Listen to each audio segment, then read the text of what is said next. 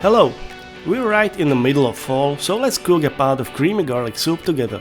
Once again, this recipe is extremely simple and it's almost impossible to mess it up.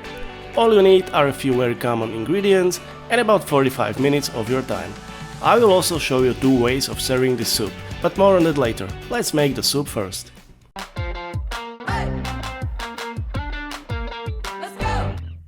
You can see all the ingredients on the screen now. And we will also need some salt and black pepper, of course. Let's start by finely chopping a large yellow onion. If you want, you can use white onions or even shallots as well.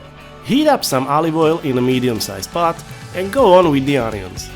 While the onions are sautéing, we have some time for the potatoes. No science here again, just peel and cut them into cubes.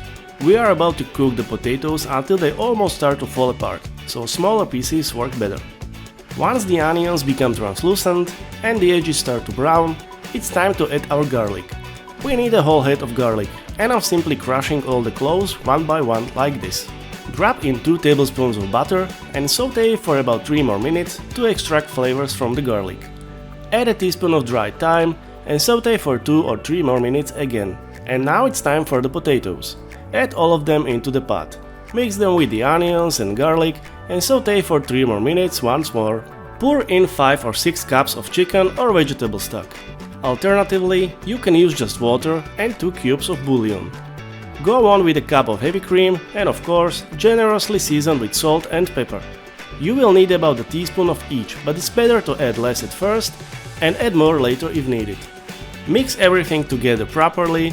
Cover the pot with the lid and cook on medium heat for about 15 or maybe 20 minutes.